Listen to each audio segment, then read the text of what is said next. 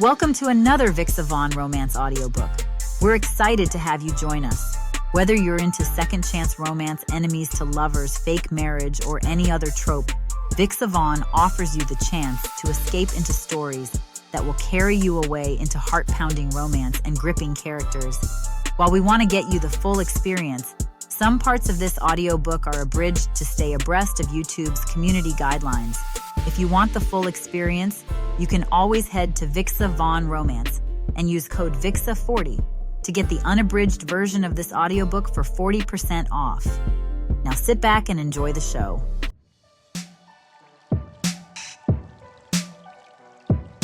Chapter 1. Hanna. I've hit refresh on my Find Your Match inbox, probably a gazillion times now since noon, but still no message from Greg. It's now 2:30 p.m. He must be very busy at work. He did say he works for a bank, so I guess he won't be able to respond until he's done for the day. Last night, he asked if we could go out on a date, and I accepted. Now, I'm too anxious to know if this date will even happen. I need it to happen. I need to find a date for the upcoming high school reunion. Gosh, I'm such a loser. Since I'm already on the dating site, which I swore never to join before, I guess I'll check out if there are other interesting profiles. This one is 23 years old, a realtor. He looks nice, but his teeth look funny though. Next profile. Oh, this one has nice abs, but he's only 5 feet 8 inches. Too short for me. Next profile. Nope, not that. Too tall, too fat, too old. I can't seem to find someone who looks better than Greg. I know I'm being superficial, but if you're looking at profiles of random strangers, you can't help but look for the hottest one in the bunch. I think I have had enough of these smiles and shirtless photos from strangers. Time for a nap. After a refreshing 3-hour nap, I check my inbox. Still no message from Greg. I'm beginning to worry. Did he really mean it? Did he really want to meet me? I can understand if he wasn't serious about it. After all, we've only been chatting for a week, and I don't have any other way to reach him yet besides Find Your Match. What if he's a fake or a catfish? I don't want to be alone with these thoughts, so I open my phone contacts and call Maxine. "Hey, girl," I say. "Hey, glad to know you're still alive. I've left you a few messages," Maxine replies with a chirpy tone. "I know, just got a little busy with stuff these days." "Hanna Alexanders, you're my best friend. There's no need to mess with me. I know you're just binge watching Netflix shows again and eating chips, when not at work at the hospital." "Oh my God, Maxie, you know me so well." I chuckle. I know you can't see it, but I'm rolling my eyes right now. "I know you just miss me," I tease, "but I called because I need you to help me with something. I'm just not sure if I'm doing this right." "I'm listening." "So you already know I have a Find Your Match account, right?" "Yep, you told me." "There's this guy I've been exchanging messages with for a week now. He looks really good, and he's nice and funny and what?" "He asked me out, and I'm thinking of asking him to be my date for the high school reunion." Maxine doesn't respond for a few seconds, which just makes me doubt myself even more. "Maxie, you there? I need to know if this is a good idea." "Honestly, I don't think that's a good idea. First of all, you don't even know the guy. Second of all, my brother's here. He's going to the reunion, and he doesn't have a date yet. I can tell Maxwell Hart is the real reason Maxine doesn't want me to ask someone from some dating site to be my date for the reunion. Maxine means well, I know, but Maxwell and I are done. After our breakup, I've managed to pick myself up, recover, and move on. I've accepted that he's no longer a part of my life anymore. Now he's just the brother of my best friend, that's all. Maxwell has chosen his dream, which was to join the FBI. He chose to leave me here in New York when he joined the police academy. It hurt. But there's nothing I could have done to make him stay with me. Maxwell was my high school sweetheart. I was a petite black woman, doe-eyed, and with short curly hair. I was a cheerleader when we met. He was a year ahead of me. He was a popular basketball player, barely 6 feet tall, a handsome white boy with amazing washboard abs, which I used to love punching. I remember how hard those felt, and the grin he made when he took my useless punches. He was a good boyfriend. Damn, thinking about our past makes me hate myself for being single these days. One look at the reunion guest list, and I knew he's going too. I can't let him pity me for being single, or let him think of my going there alone as an invitation for us to get back together again. I know, Maxie, but it's long been over between us. I tell her. It doesn't have to be. You're both single. Maybe there's still... Maxie, please, I interject. He's not the only single man in the world. That's right, but I think he's a better option, compared to someone who might even be a serial killer or something. Also, I think he misses you. How about a friendly date with him? I don't think it's a good idea. Besides, this new guy, Greg, seems interesting. The online guy who you only know through chats and some pictures? You aren't even sure that person really exists. Maxie insists. I'm hanging up now, Maxie. Hand. I end the call with a sigh. I know if I listen to her any longer, she'll convince me to go with Maxwell instead. I won't ever admit this out loud, but I kind of miss him too. I check my inbox again and see a message from Greg. Finally. Hey, Hannah. Sorry, it took me forever to respond. Had a busy day. I would love for you to meet me tonight at 8 at the Palms. It's near you, I think. Yours, Greg. I smile as I read his message. Thank you, Greg. I think you just saved me from a bad decision. Now, what shall I wear? Chapter 2. Maxwell. Maxine, a chatterbox with an unlimited supply of gossip, is uncharacteristically silent throughout dinner. She's only a year younger than me, so we're close enough that we're basically each other's first friend. When Maxine is absent-mindedly twirling the spaghetti with her fork without a side comment to any of my stories, I know that something's wrong. What's up with you? I give in to my curiosity and ask her outright. It takes a lot to reduce Maxine into this non-responsive state. I need to get to the bottom of this. She avoids my eyes and wolfs down a handful of spaghetti. This only confirms my suspicions, so I narrow my eyes at her. Thankfully, I don't need my skills as an FBI agent to intimidate her into fessing up. Fine, she mumbles in between chewing and then gulps the food down. It's Hanna. Her. She signed up to this online dating thing, and I'm really worried about her, Maxine continues. Once the floodgates open, there's no stopping Maxine. What if she meets a creep? There are a lot of scammers online. I told her that maybe she should just stick to chatting for a while before she meets up, but she won't listen to me. Maxine is panicking now, her earlier hesitation completely forgotten. It's just like her to forget why she doesn't talk much about her best friend to her brother in the middle of a rant. I'd be amused if my mind doesn't reprise memories that should remain in the past. Even hearing her name is enough to make me feel a lot of things.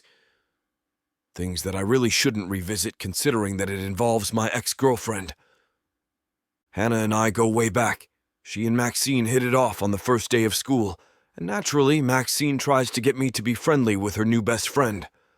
Despite her meddlesome personality, Hanna and I becoming a thing didn't involve any effort from Maxine's part whatsoever. Hanna is a feisty woman, exactly my type. Yet she does these little things that make her so endearing. She's smart as hell too, making her the perfect package for me. Still, we can't remain in high school forever.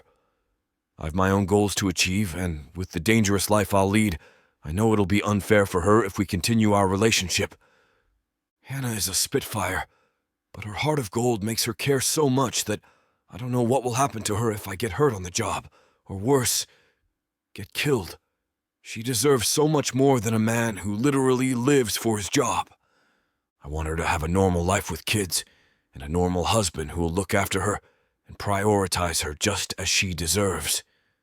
Sooner or later she'll get hurt if she involves herself further with me.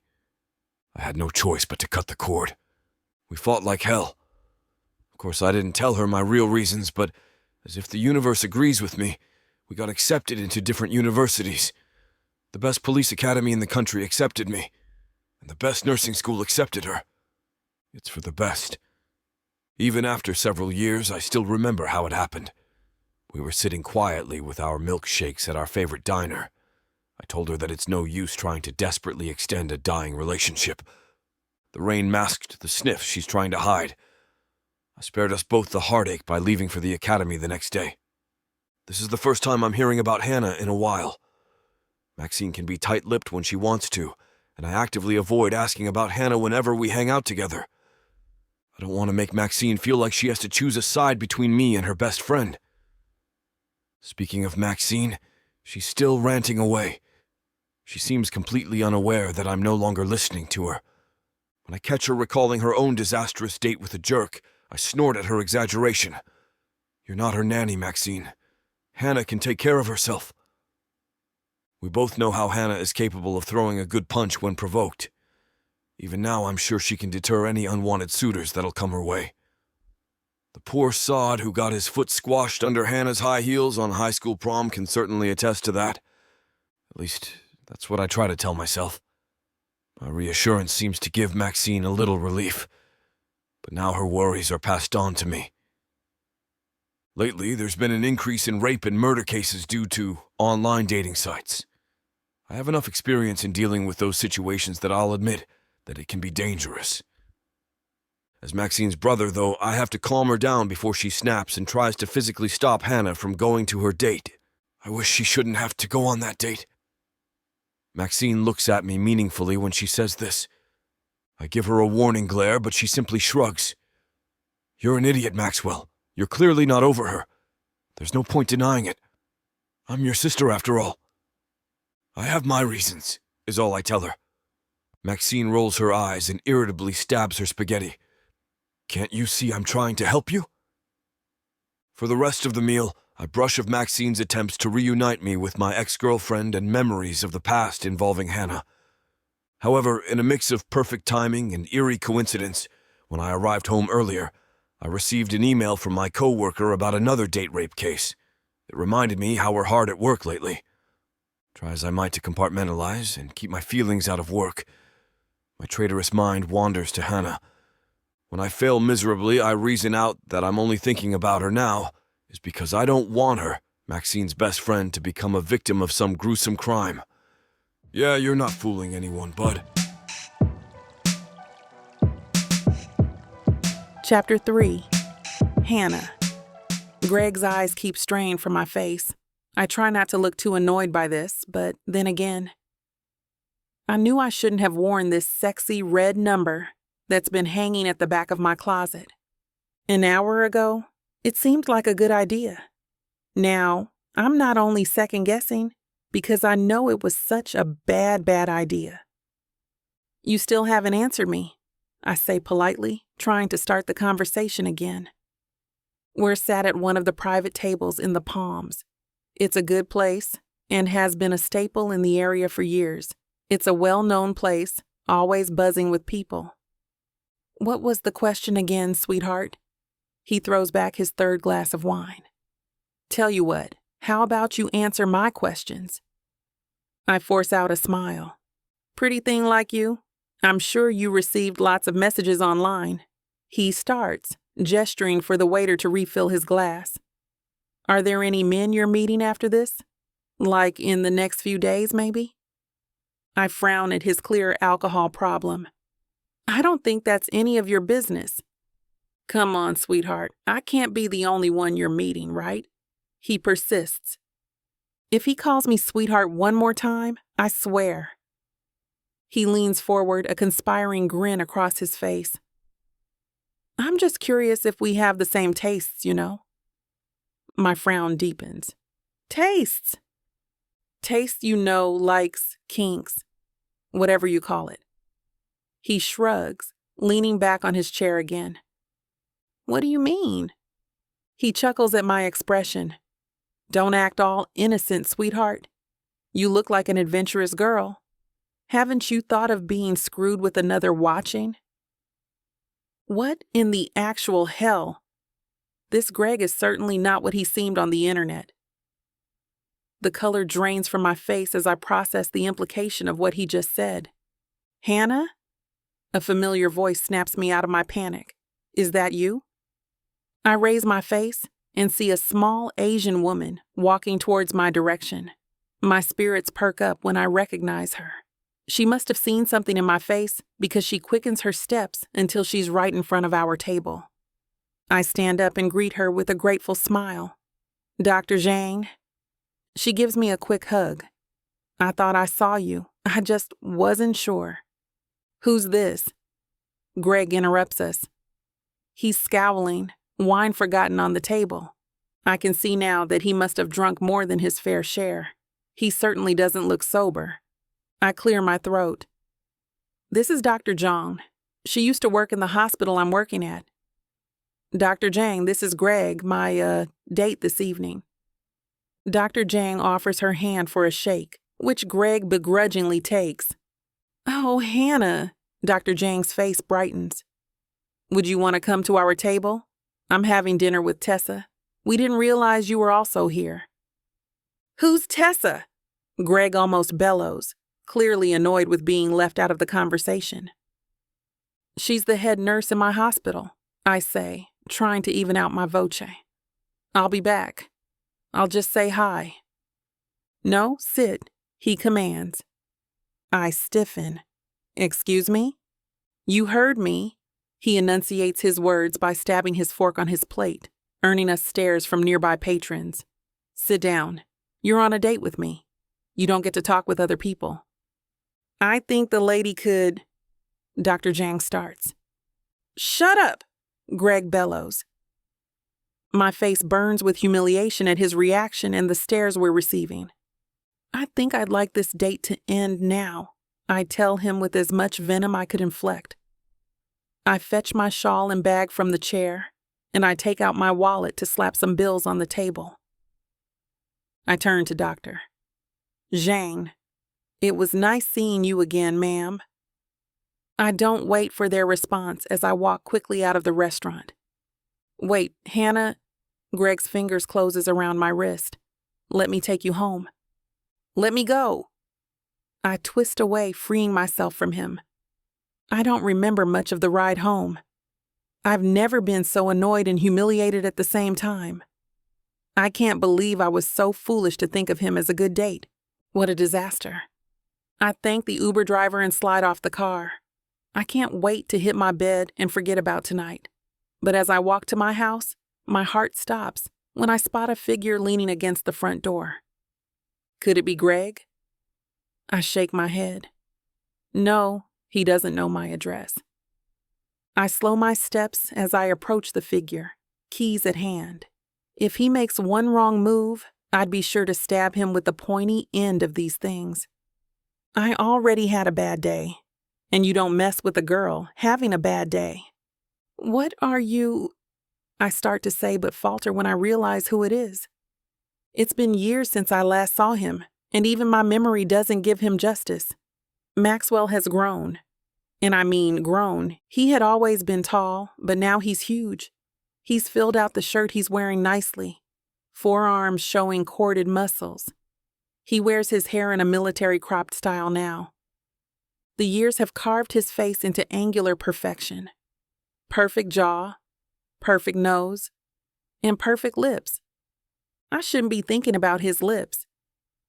Hannah, he nods, the sound of his voice sending unwelcome shivers down my spine. Maxwell, I breathe out, hoping my voice doesn't betray me. What are you doing here? He moves closer, almost like a predator's prowl. I stay rooted on my spot. I can smell him now, the clean scent of his fabric detergent mixed with night air and something distinctly Maxwell. He tips his chin down to look at me. Maxine sent me, he says in a low, gravelly voice. My thighs clench on their own volition. She's worried about you. And you, I catch myself saying, meeting his gaze.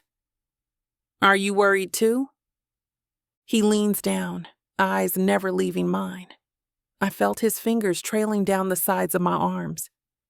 You know it's not a good idea to go with people you meet online, right? You should already know that. He steps back, taking all his warmth with him. At least you're safe now. I furrow my brows at him. Wait. Good night, Hanna. He strides down the steps into the waiting car I haven't noticed before and leaves without a second glance. My ears start ringing in outrage. Who does he think he is? Chapter 4. Maxwell.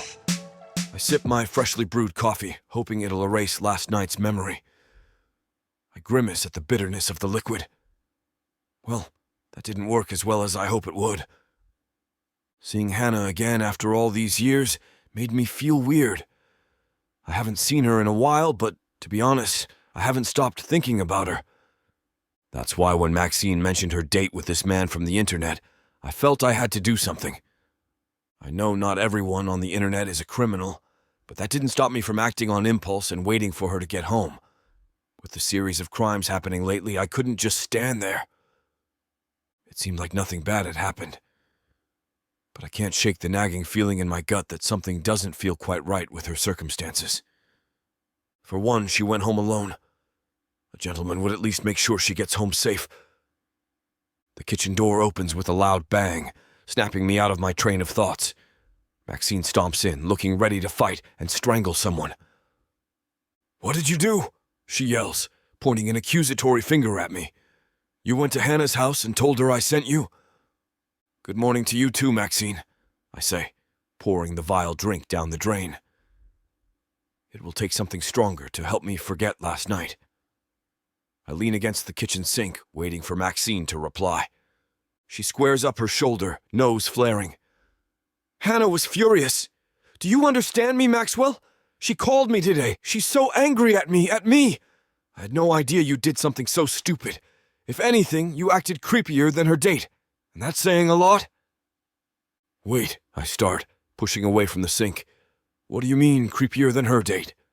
Her eyes widen, realizing she probably said too much. "Maxine," I cross my arms. "What aren't you telling me?" She frowns and crosses her arms, matching me.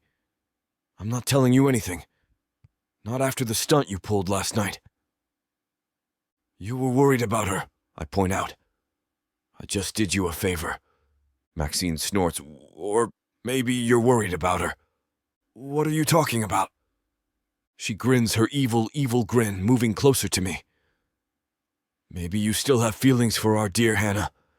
That's why you were so worried and hung around her house like the creepy, lovesick fool you are." "What?" I sputter. "I'm not." She sits down the extra dining chair in my kitchen. "You expect me to believe you? Know what I think? When you hear about Hanna, all the old feelings came rushing back and you can't hold it back, so you check on her. Did you tell her you're better than the guy she's meeting?"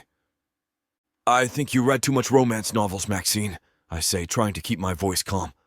Any change in my tone, and I'm sure she'll give a whole new meaning to it. "I was just in the neighborhood and I saw her. Thought I'd act nice and check on her. That's it." She waves me off, standing up. Lies on top of more lies. "Anyway, I just came here to give you a piece of my mind. But now that I see clearly that my poor older brother still has lingering feelings for my equally lovesick best friend, I'll let it go. I don't have—" I start to protest, but Maxine already left the kitchen. Soon I hear the front door open, then close. I shake my head, processing what happened just now. Leave it to my sister to give me weird ideas again. The ride to my new office is as enjoyable as pulling a toenail. Maxine just had to open her big mouth and give me ideas. No matter how tempting those are, I can't be anything to Hanna than just an ex. I feel sick thinking about it. I arrive in my new office and don't waste time going through files. I pick up some previous cases about criminals posing as different people on the internet, but my mind can't seem to shake off Maxine's accusations. I don't have lingering feelings for Hanna. Sure, I thought she was it for me, But that all changed when we fought about my going to the police academy.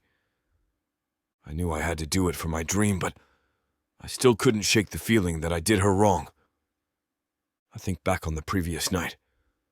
I remember how she glowed in the lone streetlight wearing that red dress that hugged her svelte figure. I stood close enough to see her chocolate eyes drowning in them. I wanted to touch her face then, wondering if still fits perfectly in my hands like before. But I didn't. It took everything in me to not do those things. I run my finger through my head. Thinking about Hanna while at work isn't going to do me any good. I need to concentrate on finding leads for these internet crimes and hope to God the punk she went on a date with is one of the good guys.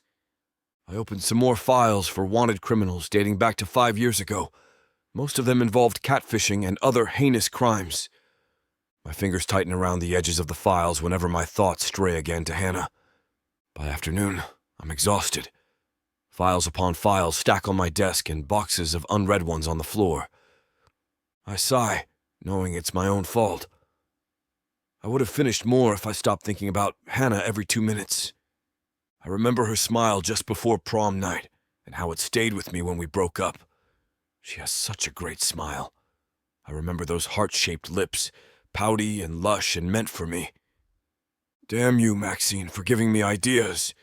The ringing from my phone pulls me out of my thoughts. I look at the screen and frown. It's Maxine. I swear if it's to accuse me again. Maxine, what? I answer. Are you in your office? She sounds breathless. How fast can you drive to the police station?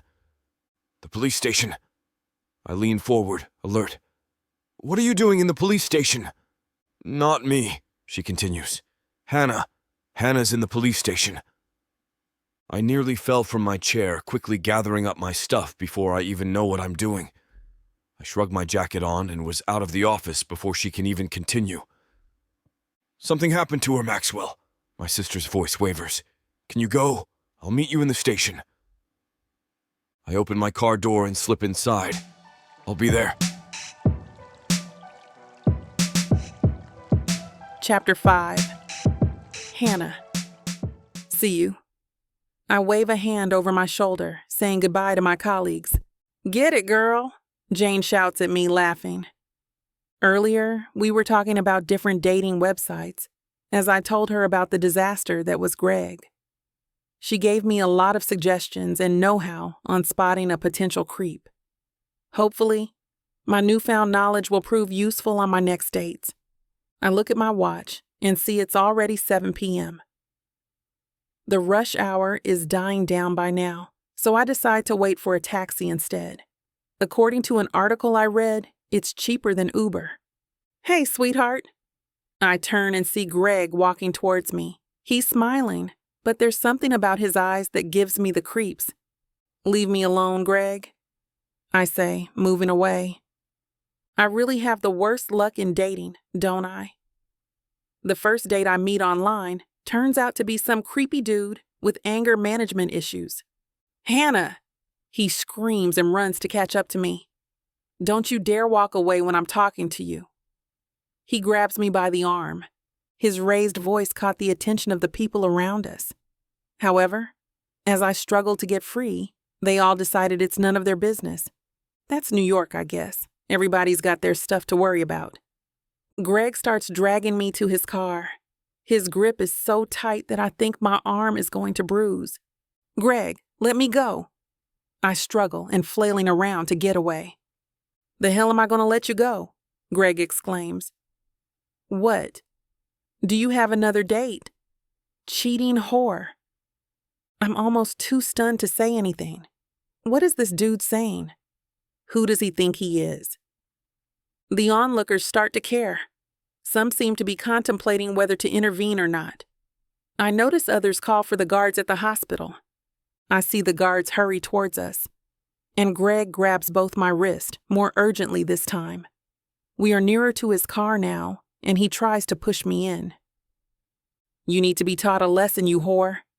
No one is going to cheat on me. He continues to shout. You think you can just ignore my texts and calls? Do you really think I'm just going to let you get away? I scream as loud as I can. I then hear hurried footsteps as the guards reach us.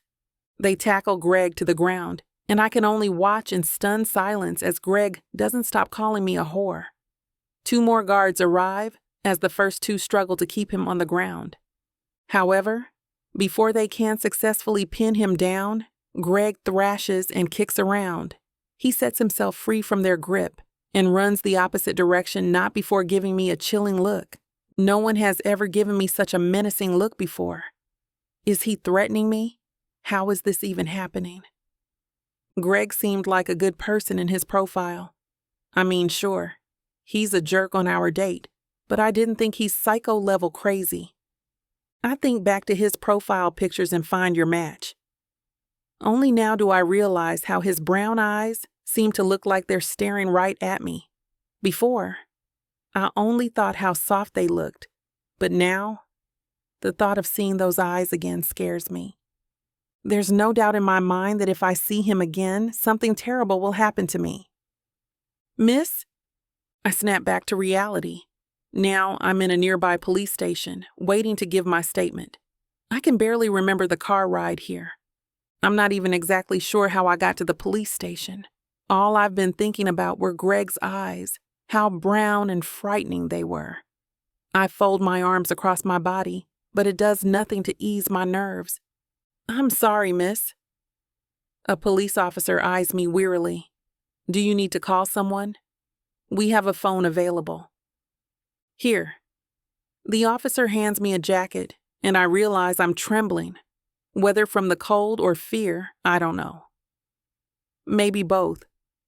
I thank the officer, but I can't bring myself to smile. So, do you need a phone? He looks very concerned, and I wonder what I look like right now. I must be a mess, judging just by how he looks at me. I clear my throat. No, it's okay. I have my phone. I tell him as I dig in my bag. There's only one person I can call in times like this, Maxine. I'm so grateful to have her in my life. I'm really lucky to be her best friend. Of course, she agrees to come and get me. A few minutes later, as I'm giving my statement, I see her walk in the station, looking around frantically, obviously worried. I move to stand up but stop as Maxwell walks in behind her, looking like he is about to rip someone apart. I remember our last encounter the other night. I can still smell him, that scent that is uniquely Maxwell. I remember his warmth, and I want nothing but to be wrapped in it. After seeing him again that night, I feel a bit more emotional. I didn't expect him to come. Why would he? We've been over for years. He has no obligation to me, but seeing him now, I feel the tears that I've been holding in for the past hour fight to break free. My vision blurs slightly as warm tears start running down my cheeks. Why am I so weak? Max. An officer calls for him. Maxwell turns, and even in tears, I see him look straight at me. For a moment, our eyes meet, but I look away. I hear them shuffle towards me as I discreetly wipe away my stubborn tears. I don't mind Maxine seeing me like this, but with Maxwell, I do mind. I don't want him to see me so emotional and weak.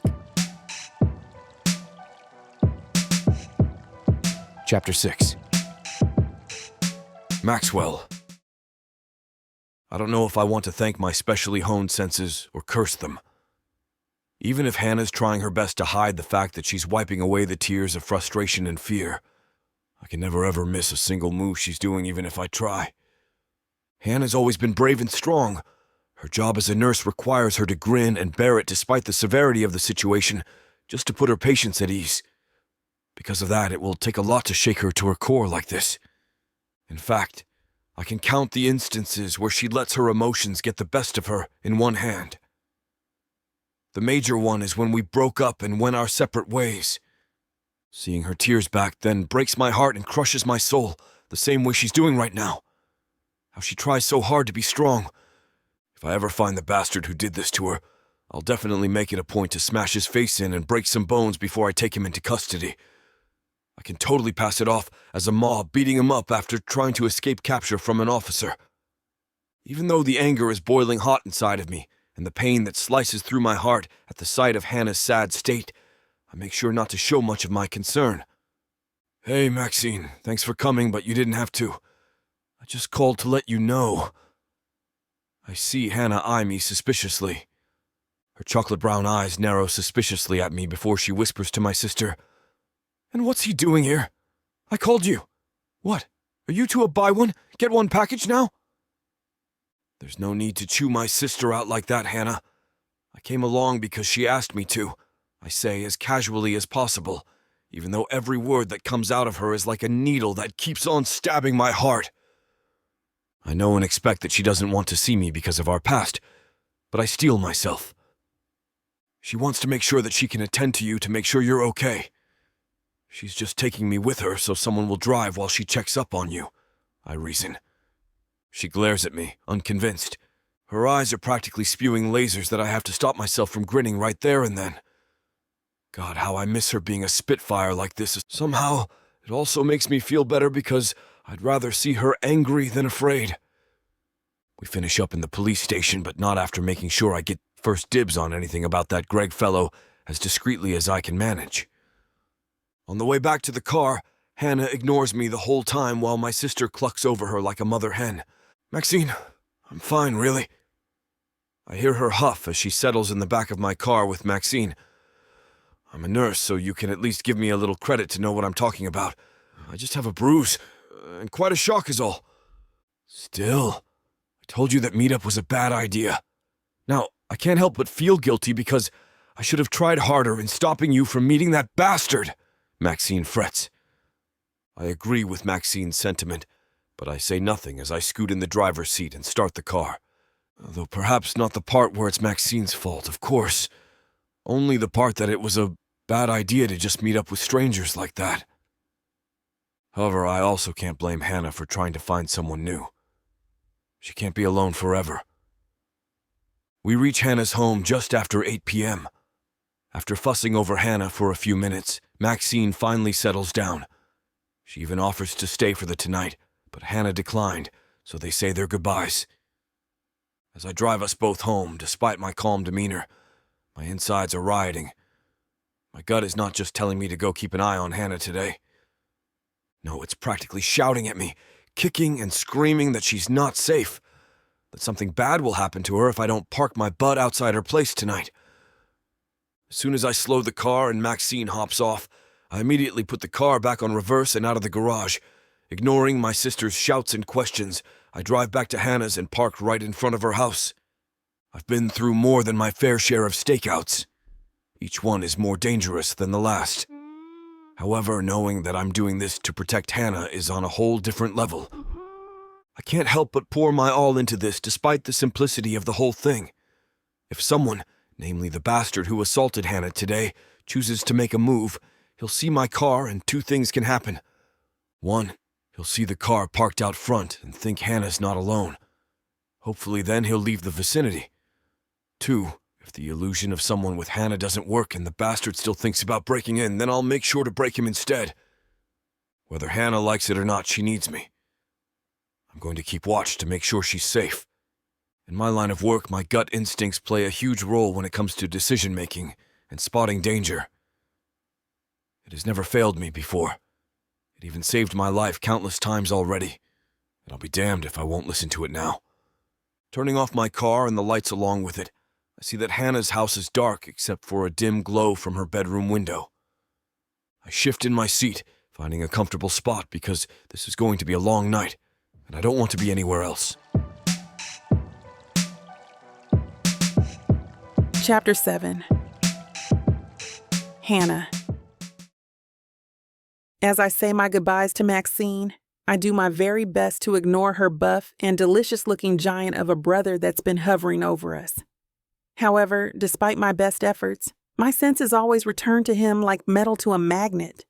As soon as I arrive inside my house and close the door, I quickly turn back around to look through my door's peephole. I can see that the car is still there for a few beats before it revs away. I don't know why, but there's an ache blooming inside my heart at the sight of the car driving away from my place. Maybe it's from what happened today, the shock and the fear, must have gotten to me that I'm feeling out of sorts. It totally doesn't have anything to do with Maxwell at all. Pushing away from the door, I throw my stuff on the sofa as I pass by. I don't feel like eating. I'm still so wound up from my encounter with Greg that I decide to just head on to bed and sleep. I just need a warm bath to calm my senses and ease my tense muscles. Then get a good night's sleep, and I'll be right as rain by morning. I head towards my bedroom, hoping and anticipating that warm bath and the comfortable confines of my bed. And as shameful as it is, I may have to indulge in daydreaming about Maxwell while in the bath. It's not like one can blame me. No one is here with me anyway, so I can fantasize all I want. I mean, after all those years, I'm not stupid enough to say that he's still not affecting me. The moment I saw him again back at the police station, as if coming to my rescue catapults me back to the past, where he's my personal savior and hero. He was my everything after all. Although, it kind of hurt when he said he was only there because Maxine told him to. I shake off the melancholy that envelops me and just decided to go on with the bath. Maybe the universe will take pity on me this time and spare me from more excitement. Unfortunately for me, the universe doesn't want to give me mercy. The moment I open my bedroom door and turn on my lights, a scream bunches up and clogs my throat at the sight of Greg standing creepily in the corner of my room. Since my own throat and voice box failed me, it's up to my feet to get me out of there. But my legs fail me since they reacted too late. Before I can even take a step towards the door, Greg's already grabbing my arm, dragging me and pushing me down the bed.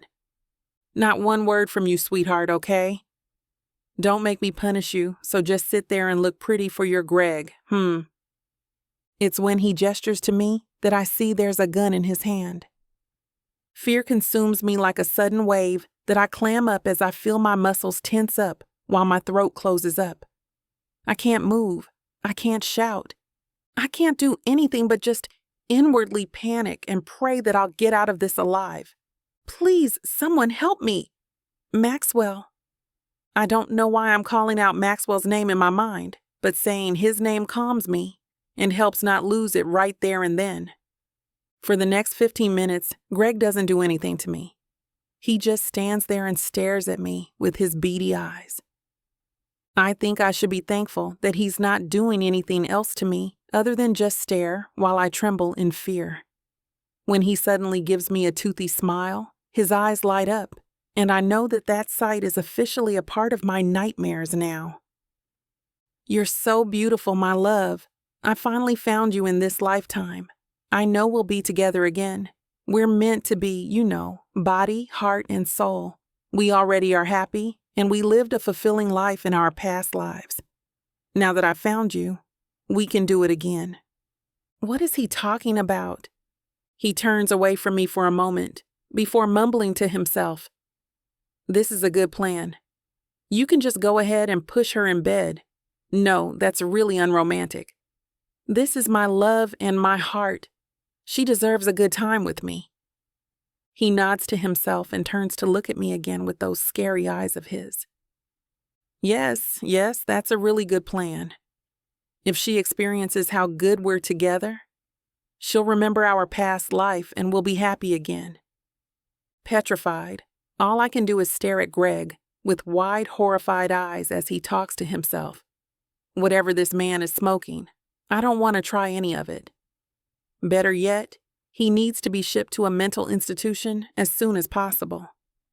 If this is a movie, I would laugh my butt off at the ridiculous notion of past lives and a probable personality disorder, then berate the poor, hapless woman why she's not trying to get out of there and shout for help.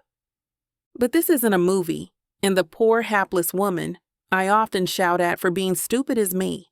For one, I finally get why they're not trying to make a move for freedom. They weren't joking when they say that overwhelming fear can stun you so badly you can't move to run or shout for help. Next, he has a gun, and even if Greg is suffering from disillusion, he's still fast enough and capable to fire the gun to shoot me dead. All I can do is sit there and pray help will come. I do hope that someone will hear and that the right person will hear my silent pleas. Maxwell, help, please. Chapter 8. Maxwell. 5 minutes of waiting inside my car and scouting her place from there. I don't see anything suspicious. However, my instincts are going haywire. Hannah's house is quiet, but it's a little too quiet for my taste.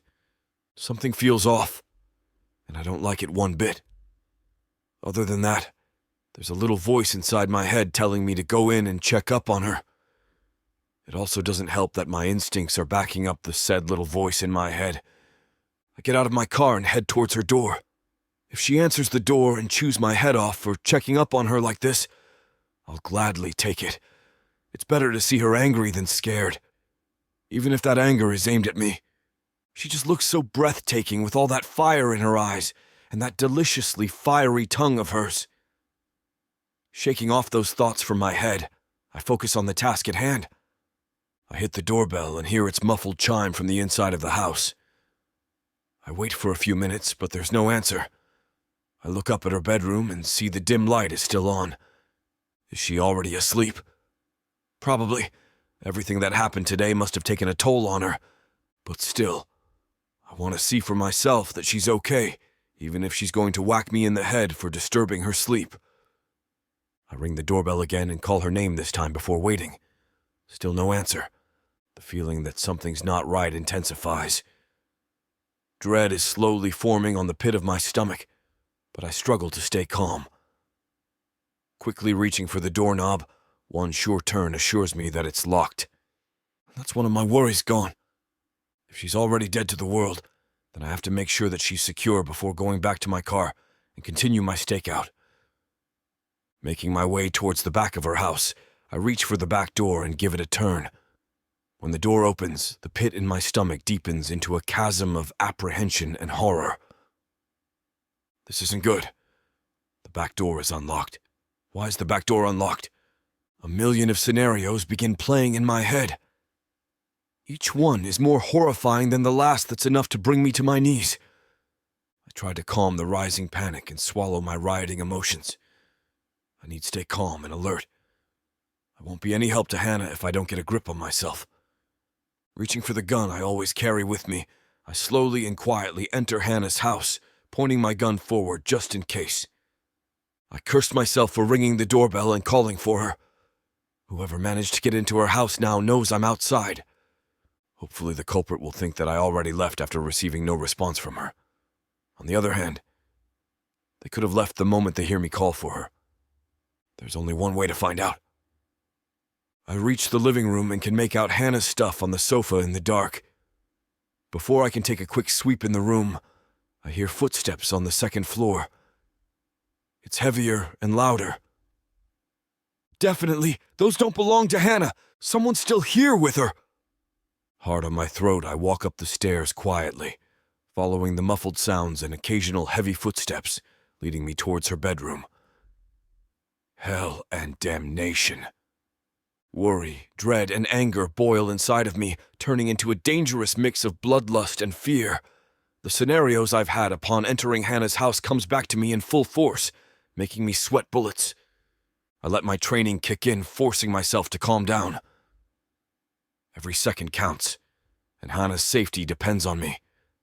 No matter how worried I am, I know I have to calm myself.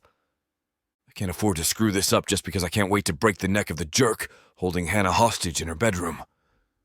As soon as kick the door, I hear Hannah scream, "Watch out! He has a gun!" Her voice pierces through me at the same time I hear a gunshot go off. Thanks to her warning as well as my quick reflexes, I manage to quickly dive down the floor, but not before I feel a slight twinge on my arm. Ignoring the burning sensation, I fire back in his direction. The sound of glass breaking echoes in the room, and I look up just in time to see a man's form jump out of the window. Pushing myself up, I rush towards the broken window and look out only to see nothing but the darkness outside. Whoever this Greg character is, he sure is fast. I thought about following him outside and see which direction he ran off to when I suddenly feel a body bump me from behind, almost knocking me off my feet. The sound of Hannah's relieved yet anguished cries fills the bedroom, like cold water dousing my burning anger. As I shift to face her, Hanna doesn't hesitate to wrap her arms around me. She buries her hot, teary face against my chest as she sobs. I tuck my gun away and gently envelop her in my arms, pulling her to me and assuring myself that she's safe and she's in my arms. "It's all right, Hanna," I reassure her as gently as I can. She doesn't respond, but I know she heard me as she grabs onto me tighter, trembling. I bite my tongue to stop myself from cursing that Greg bastard. I can't leave Hanna alone like this. That punk will just have to thank his lucky stars that I'm not coming after him this time. Because the next time I get my hands on him, I'll make sure that he won't take another step near Hanna ever again. Chapter 9. Hanna. I don't know what will happen to me. After staring at me for a long time, Greg is just walking around my room and talking to himself again, arguing with himself what to do to me. With each passing minute, I don't think rescue for me will come anytime soon. So I've been eyeing my door every now and then, whenever turns his back to me. Keeping a wary eye on Greg, I slowly try to inch my way towards the door when it suddenly bursts open. A glance at the familiar frame entering my room is enough for hope to flood my entire system. From the corner of my eye, I see Greg aim his gun towards Maxwell. "Watch out! He has a gun!" I warn Maxwell, screaming at the top of my lungs. Everything's a blur of motion after that. I hear gunshots everywhere, some glass breaking, and all I could do is cover my ears, dive down the bed, and curl into a protective ball. The moment the ringing in my ears fade away and silence takes its place, I gingerly look up to see Maxwell's already up from the floor, rushing towards my now broken window. As he studies the window, my eyes sweep the room. Greg is gone. No dead body, but at least he's left because Maxwell came to save me. Relief doesn't even begin to describe the way I'm feeling right now. After the first incident with Greg outside my workplace, I did a good job of trying to stay strong, but now I don't think I can hold it in any longer. Without another thought, I jump off the bed and rush towards Maxwell. I wrap my arms around his waist, hugging him from behind, and let the tears fall while filling the room with unladylike sobs. He shifts in my arms, and I suddenly feel him hug me back gently. I hear his gentle voice telling me I'm all right, which only makes me cry harder. I don't know how long we've been holding on to each other by my window, but I feel something wet on my shoulder. Pulling away, my eyes widen at the blood that's blooming on the sleeves of Maxwell's shirt. He's been shot. This only makes me cry more, but it won't stop me from checking on his wound. "Hanna, baby, you don't have to do that," Maxwell says softly as I try to reach for his wounded arm. "I have to. You're hurt," I insist, managing grab his arm before checking it out. Thankfully, it's just a graze. However, the wound is longer and deeper than I thought, so he might need a few stitches. From the position of the wound, I think if Maxwell didn't drop down fast enough, the bullet would have hit him in the chest. I can't help but burst into tears again at the thought that I might have lost Maxwell tonight in my own bedroom. Christ, Hanna, don't cry. You know I can't take it. Seeing you cry like this, he groans painfully as he gathers me back in his arms. Looking over his shoulder, I can see that there's blood on the windowsill.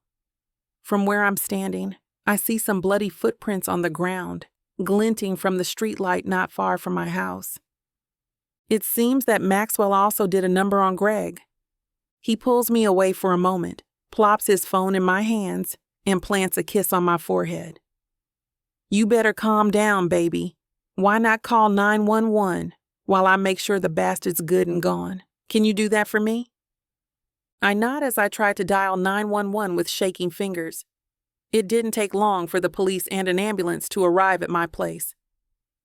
While the police scope my place with Maxwell, the medics sit me down on my bed while they check me out for any signs of trauma and injuries.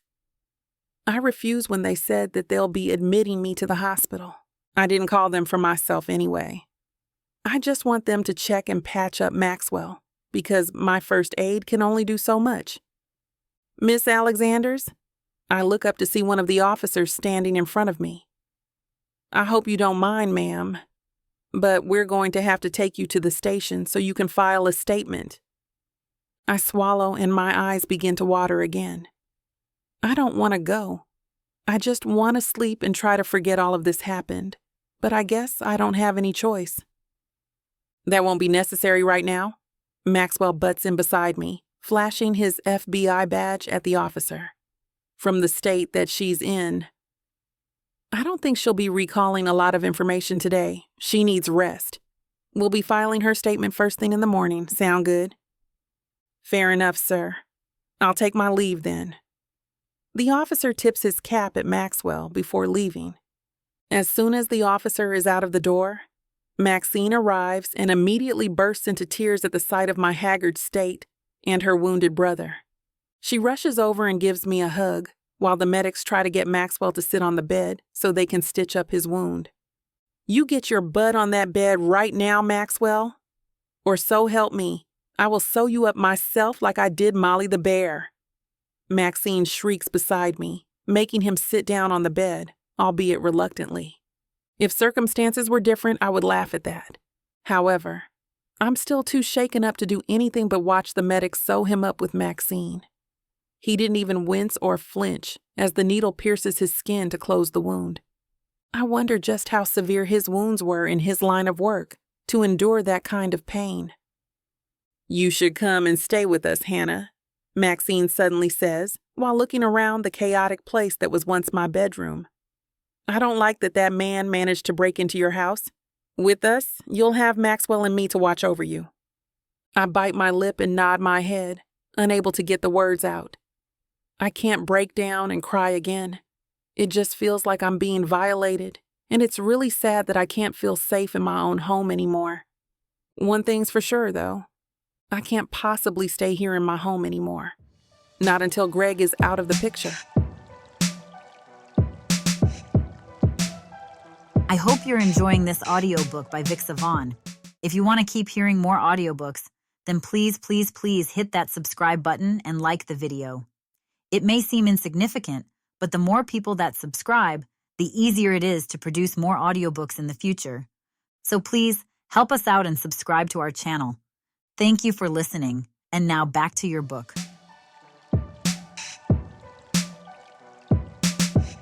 Chapter 10.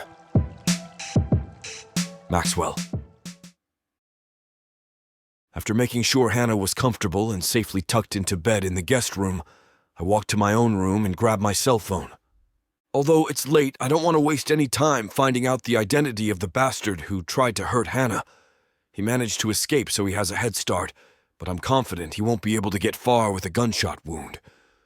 Keeping Hanna safe is now my main priority. She won't be safe until that stalker is behind bars. Fortunately, finding people, even those who don't want to be found, is my specialty. I scroll through the contacts on my phone until I find the person I'm looking for and wait for him to pick up. "Hart, you punk!" Lieutenant Rick McLeod's booming voice comes in clearly. "I heard you were back in town, but didn't believe it. To what do I owe this pleasure?" "I couldn't believe they promoted your ugly butt, so I had to come back to New York and see for myself." McLeod and I were at the police academy together. We managed to stay in touch even after I joined the FBI. He's a good man who's dedicated to his job, so I know I can trust him. Luckily for us, he's in charge of the precinct covering Hanna's neighborhood.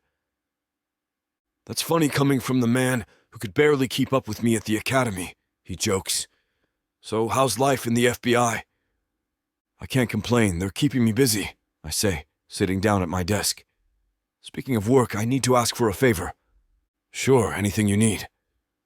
"Some lunatic broke into my friend's house tonight," I tell him. "It happened on the corner of 10th and Grove. I assume you heard about it." "Yeah, the officer on the scene came in earlier to report." I hear him shuffling papers. "He told me that the perp got away, and there was an FBI agent was on the scene. So I guess that was you. Is your friend okay?" "Yes, she's fine, but shaken up. The guy had a gun, but Luckily, I decided to check up on her. I found him at her house before he was able to do anything crazy. My chest tightens at the thought that if I'd been a few minutes late, things might have ended with Hanna hurt or worse. You always had good instincts, McLeod says, so how can I help? The perp left some blood on the scene. I was hoping you could help me get some blood samples sent over to the FBI lab for testing stat. If this guy has a criminal record, I need to see it. You got it, my man, he assured me. I'll have our lab tech transported over to the Manhattan field office now. I appreciate it, I tell him, relieved to know that I'm getting closer to finding the bastard who hurt Hanna. Just let them know that Agent Hart authorized the request. After ending the call, I flip open my encrypted laptop and log into the FBI site. It may take some time for the lab to send over their report, but I need to find something to keep myself occupied before I go crazy. I run a search on stalker complaints in the area in the hopes that I find a pattern. Less than an hour later, I get an alert in my secured inbox. I open a message confirming the blood samples have been run through the database, and I quickly click on the attached file. The database found a match, but the name on the report is John Doe, also known as Greg Miller. His photo on file is grainy, but I can make out his familiar features. I clench my fists in frustration, wishing my bullet hasn't missed. I scroll through the report, eager to read about this guy's history, but I'm surprised to find that his file doesn't have any information going back past 5 years. It's likely that the name Greg Miller is an alias. As I keep reading the report, I discover that Greg's, John Doe's DNA was found on the scene of 3 separate murders in New York State. This makes him the primary suspect in at least 3 cold cases, but he always managed to evade the authorities. I scan through the police reports for those cases, and I recoil at the attached photos. While I'm no stranger to crime scene photos, the gruesome way these victims were killed is startling. The even more disturbing part is that the 3 previous victims were women, who all seem to have some resemblance to Hanna. The rest of the report is filled with miscellaneous information that's been cobbled together from different sources. Unfortunately, there's nothing on Miller's accomplices or possible whereabouts. I spend a few more hours digging through the FBI site, but I can't find any information that might lead me to Miller's location. Pulling my arms up to stretch my stiff shoulders, I glance out the window and realize that the sun's coming up. Since sleep probably isn't in the cards for me today, I walk out to the kitchen and make myself a cup of coffee. I'm about to finish my second cup when Maxine and Hanna come in. I take note of the dark circles under Hanna's eyes, but decide not to say anything. "You're up early," Maxine says, making a fresh pot of coffee. I shrug and wait for them both to sit at the table. "I have some information about Greg." I look up to meet Hanna's startled gaze. "You should hear this."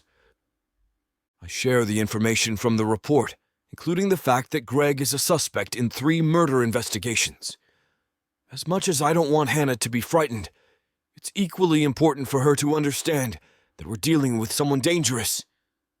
And there's credible information that says he underwent plastic surgery several years ago in order to change his appearance, I say in conclusion. After a few moments of shocked silence, Hanna's gaze connects with mine. I don't understand. So, he's obsessed with women who look like me? That seems to be the case, yes, I answer, trying to maintain some semblance of calm. We're going to find him, I promise. I'm not going to let anything happen to you. Maxine gives her a worried look. You should stay here until the police catch this guy. I nod, grateful that Maxine brought it up first. Miller already broke into your place once. It would be too risky for you to go back to your place now. I just want my life to go back to the way it was, Hanna whispers, her bottom lip shaking. I'm so scared, guys. Oh, honey. Maxine takes her hand and squeezes. Tears fall from her beautiful brown eyes. That's all it takes for my long-buried feelings for her to come roaring back to life. I walk over to where Hanna's sitting and wrap my arms around her trembling shoulders. We'll find this bastard soon, I say, rubbing her arms gently. Until then, you'll be safe here with us. With me. Chapter 11. Hanna. I burrow my face deeper into Maxwell's shirt. I don't know what came over me, but I know that there's nowhere else I feel safer than here with his arms around me. I might also have stained his shirt with my tears, but I don't care. I'm relieved we finally know who Greg actually is. Knowing Maxwell, I'm sure he'll stop at nothing to put an end to Greg's crimes. Maxwell continues to stroke my hair. It calms me and effectively soothes my anxiety. He always had this effect on me. Hanna, baby. I can feel his voice tremble against my temple. My stomach tightens at the endearment. I need to go. I reluctantly pull away, but Maxwell continues to hold me close. He tips his chin down to look at me, and I see the sincerity and concern in his eyes. I'll be back later, okay? He promises. I want you to stay with Maxine at all times. I start to protest, but he cuts me off. No buts, he says with finality, giving my arms a gentle, reassuring squeeze. I don't want to see you hurt. And we can't be so sure now that a criminal is on the loose. Please. I melt a little at his words and nod. Okay, he sighs, grimacing as he steps away like it hurts him. I'll get going now. See you later. He takes his stuff from the counter and walks out of the room, leaving Maxine and me. I stare down at my cold breakfast. It doesn't look too appetizing now. You know, Maxine starts when we hear the front door close. I have this theory that my brother is still in love with you. My ears start to grow hot at the accusation. What are you talking about? He does not. He's just doing this because that's what he does, help people. You know that's what he does. He's a good person. You're putting too much thought into this, Maxine. She smirks. Me thinks the lady doth protest too much. There's nothing going on with us, I say firmly. I busy myself with my cold breakfast. I turn away from her so she can't see through my expression.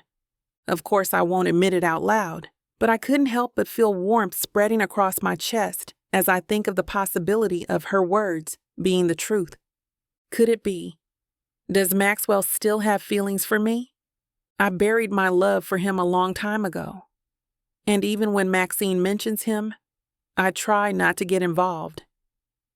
It's been years since I thought about the possibility of us again. I thought when we broke up, that was the end of it. I heard about people losing their sweethearts or people not making it with whom they went out in high school. I've had people come at us saying we wouldn't last. Of course, I didn't believe them then. I was so sure of Maxwell and his love for me. I was sure we would stay together to that point that I even pictured our future together. After we broke up, I kept my feelings hidden, hoping if I didn't think of him, my love for him will just go away. Let time do its thing and all that. Obviously, that didn't work. I inwardly sigh. Maybe that's why my relationships after Maxwell never worked out. Maybe subconsciously I'd always compare them to him. I've never opened myself up to anyone the way I did to him. Hanna? Maxine breaks through my thoughts, shaking my arm. Hanna? I blink and turn to her. What do you want to do today? She asks. We won't be going out, obviously. Want to take a dip in the pool?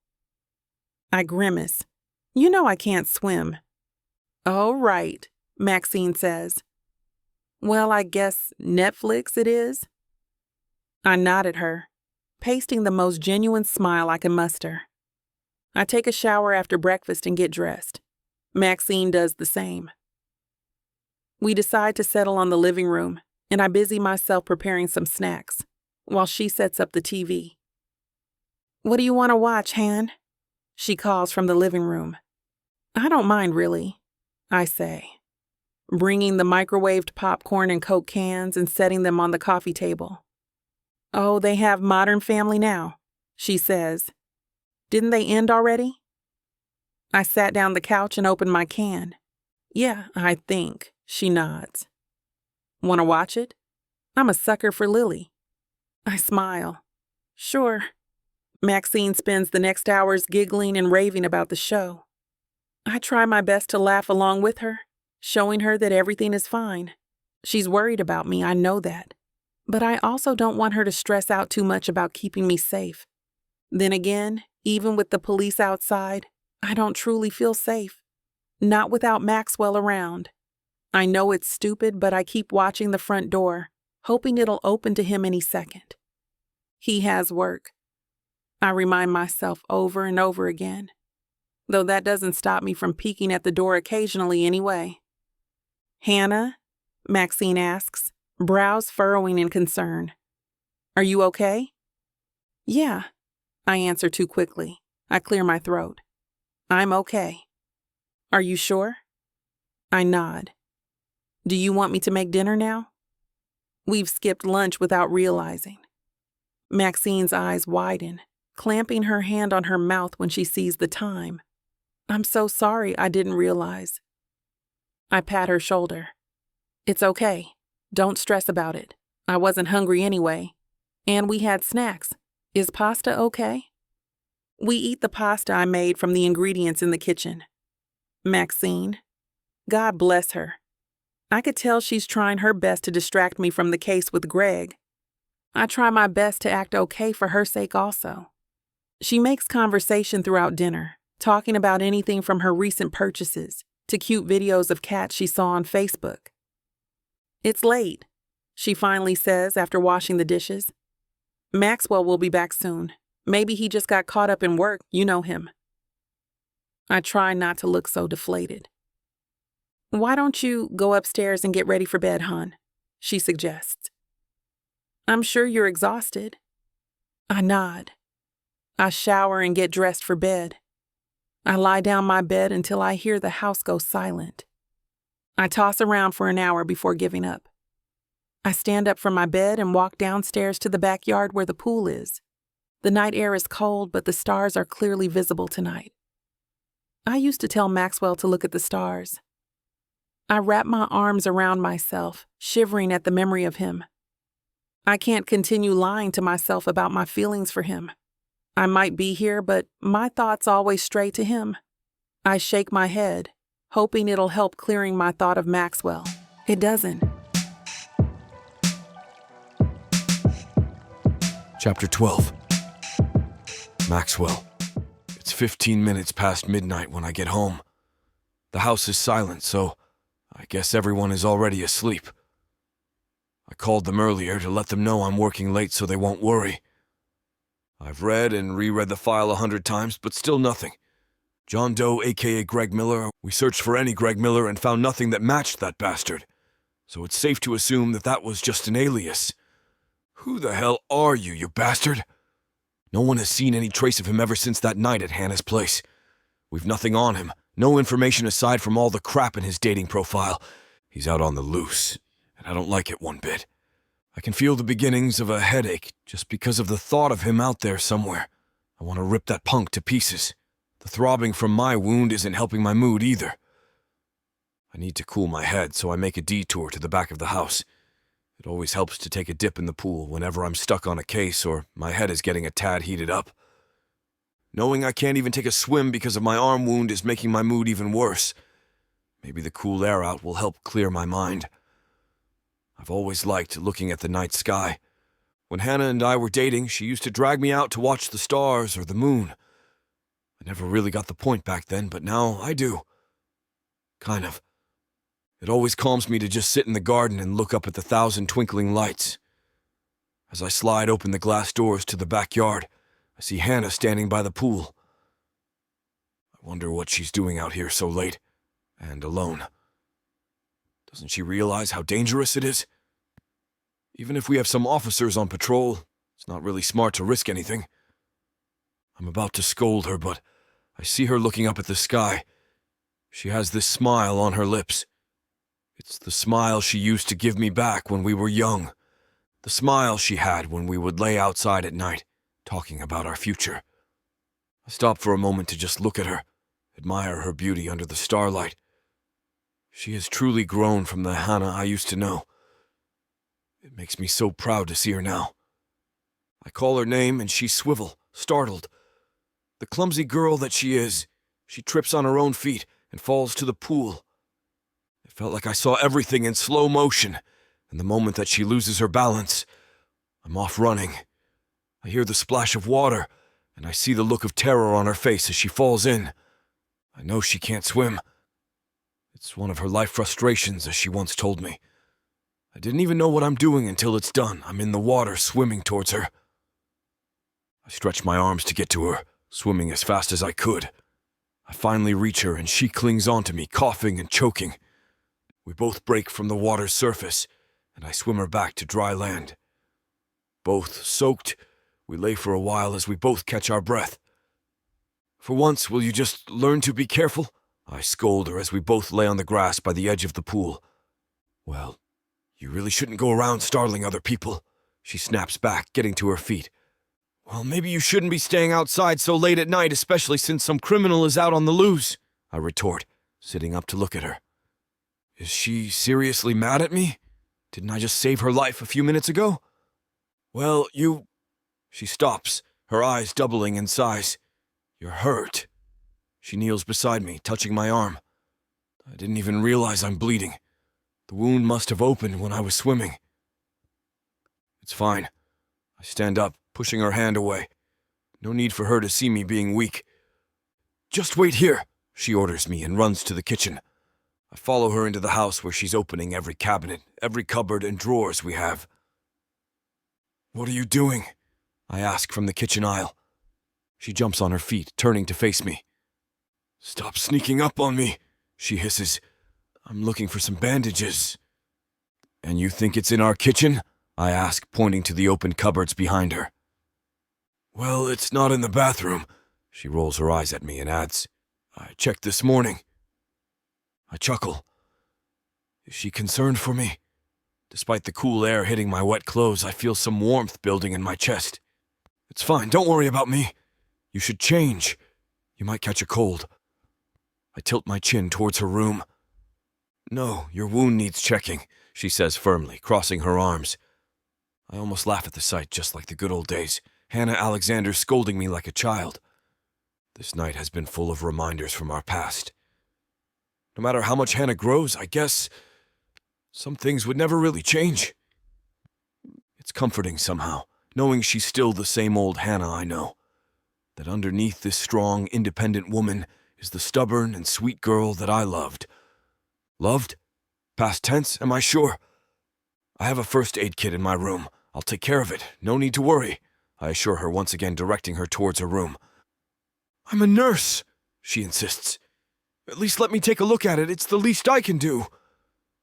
She looks down, shuffling her feet. You know, for saving me again. Oh, Hanna, how could I ever say no to you when you start acting like this? Okay, I say, and she looks up at me, smiling so sweetly that I almost freeze in place. Of course, she still has a hold of me somehow. Even just a little bit. She still has a place in my heart. It was never a question for me. Looking at her now at this very moment, with that smile on her face, I'm just not sure how much of a hold she has on me. Oh. Chapter 13. Hanna. I'm standing by the door of Maxwell's room. The scent of Maxwell is in the air, seeping in my nose into my very being. It's intoxicating me. The last time I was in his room was when they were still living at their old house. He had the typical room of a teenage boy back then, clothes scattered everywhere, sheets unmade, posters of whatever band he was into at the time hangs on the walls. Now everything seems as clean, neat, and organized. Nice to know grown-up Maxwell knows how to keep things in order. Only the unmade sheets on the bed remained the same. Maxwell never really liked making the bed in the mornings. Are you just going to stand there or what? Maxwell's voice broke through my thoughts. He's sitting on the edge of his bed, a first aid kit in his hand. Are you sure you don't want to change? You must be cold, he says, looking at me with obvious concern that it makes my heart beat faster. He's already changed into gray sweatpants and a plain black shirt. Why the hell does he look so good in that fit? I'm fine, I answer, awkwardly making my way to him. I'll just do you first. He raises an eyebrow and smirks at me, and I realize what I just said. I feel the blood rising to my face, and I stammer out, I mean, I'll take a look at your thing first. My eyes widen as he lets out a laugh. I mean, your wound. Oh my God. I'll just take a look at your wound, I say, trying to steady my breathing. Nice going, Hanna. I pull a swivel chair towards him, and he hands me the first aid kit. Our hands touch, making me almost jump. His hand is so warm that I want to just wrap it around me. Jesus, you're freezing, he exclaims. I'm fine, I tell him again, moving closer to take a look at his wound. He stands and pulls out a blanket from his closet, then wraps it around me. My heart almost stops at the gesture. I keep my head down as his face gets a little too close to mine. He's always been so good of taking care of me. I can feel my heart beating in my chest as I tend to his wound. Luckily, it didn't open so much, just a tiny part of it, which means there's no need for new stitching. Some cleaning will do. I keep my head down the whole time, but I can feel his eyes on me, watching me that it's making me blush so much. When was the last time we were this close? Prom night? The night we said our goodbyes? My body starts feeling hot as I think back to our memories of our first and last night together. He's my first, of course. It happened after prom just like many others. We were both virgins back then, and we were each other's first. I remember us being so clumsy and so eager. Oh, young love. Then I think about the last night we were together before we finally part ways. The urgency in us, the love and lust, and everything in between. We laid it all out that night. Until today, I still consider it as one of the most perfect nights of my life. I clear my throat. Why am I even thinking about this? I can feel my body getting hotter and hotter by the minute. I fear he can feel it too. He's being uncharacteristically quiet, and it's scaring me. Being in his room isn't helping either. His scent is so strong, so intoxicating, it's turning my mind into mush, a horny mush if I'm being honest. So, I say to break the silence, you're lucky the wound didn't open that much. He grunts in response. No need for new stitches. Silence. Just some cleaning and patching up and you're good to go. Okay, he whispers, and I can feel his breath on my face. My thighs clench, and a chill runs up my spine. How could one word from him affect me so much? I refuse to look at him. I don't know what I'll do if I see his eyes. I'm not strong enough to resist those eyes. Being this close to him is not doing any good to my self-control. The silence stretches, and we're engulfed in our own bubble of warmth and awkwardness. I try with all my might to focus on his wounds, but it's so hard when I can feel him breathing hard. Finally, I finish. All done, I say, looking up to him. Bad mistake. There's something in his gaze that almost knocked me off on my feet. Even though technically I'm not on my feet, his gaze is so intense, so heated, it makes my blood burn. There's something so primal in his eyes. Hanna, he whispers huskily. The tone of his voice is enough to make my whole body tremble, especially between my thighs. I say, not knowing what's next. I feel his heat getting stronger as he closes the distance between us. He stops just an inch in front of me, and I find myself struggling to calm my self-frantic heart. He stops for what seems like forever. Is he giving me a chance to back away? I don't want to. If I'm being honest with myself, I want this. I want him close. I want to feel his lips on mine. Are they as soft as they were before? Does he kiss better now? Does he taste different? The seconds fly by, but nobody moves. It's as if the world is actually in a standstill. His eyes are on mine, and I feel like he could see right through me. It's as if he could see directly into my soul. I close my eyes and I feel his lips crash onto mine. Finally. Chapter 14. Maxwell. I can't help myself now. How can I when she's so close to me? Even with the faint scent of chlorine from the pool, it's still Hanna's scent that envelops my senses. How can I possibly control myself around her? How can anyone? She closes her eyes as our lips touch. Hanna moans against my lips, and I deepen our kiss, moving my tongue inside her, tasting her. She's even sweeter than I remember. So much sweeter. A few more minutes and I break our kiss, both of us gasping for air as we stare at each other. One look in Hanna's chocolate brown eyes, and I know she yearns for me as much as I yearn for her. There's no denying it now. I stand and gently pull her to her feet, and the blanket falls to the chair. Though it has helped dry her a bit, Hanna's clothes are wet enough to still cling to her body. I stare at her shape beneath the fabric. As I slide my fingers down her arms, I feel goosebumps form where I touched her, and I think her breath hitches. I guide Hanna to stand by the foot of my bed and give her a questioning look. She nods, understanding exactly what I mean. Slowly, I slide the straps of her dress down her shoulders. With one tug, it slips off completely, exposing her beautiful body. She's only in her underwear now, and I pause for a moment to give her a chance to stop me, to stop this. Hanna can still walk away. All she has to do is leave and never look back, and I'll forget this ever happened. The clock ticks, but she stays standing in front of me, waiting for my next move. "Oh, Hanna," I whisper, cupping her palm-sized face and pulling her closer to me until our lips meet once again. She wraps her slender arms around me, and I feel her fingers lace my cropped black hair. It sends shivers down my spine. "Never let me go, Hanna," I want to tell her. Truth be told, I've never really gotten over Hanna. Even after we broke up, no one was able to make me feel the way she did.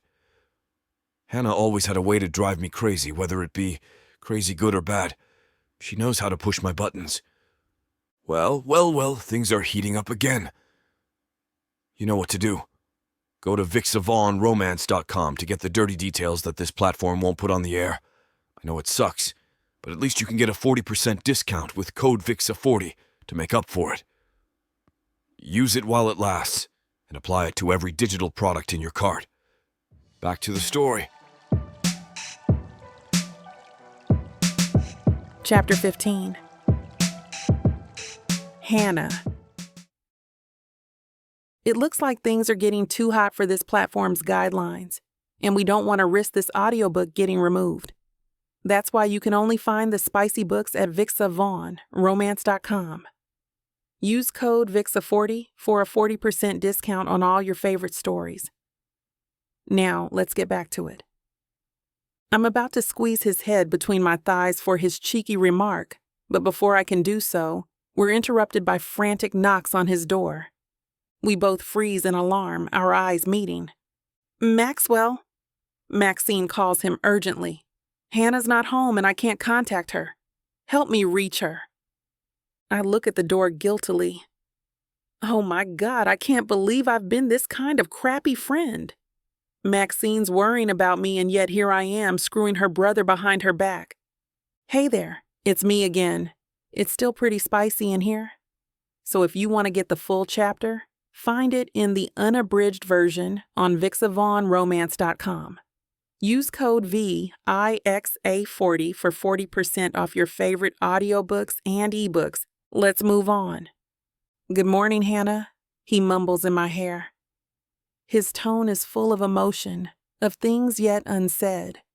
I smile in his embrace, stated in more ways than one. "You already said that, Max." Chapter 16. Maxwell. It's been 3 days, and I can't remember being this happy since I was still in a relationship with Hanna all those years ago. Though the fact that Greg is still out there somewhere nags at me. The police are on the hunt while I'm in charge of Hanna's safety by guarding her personally.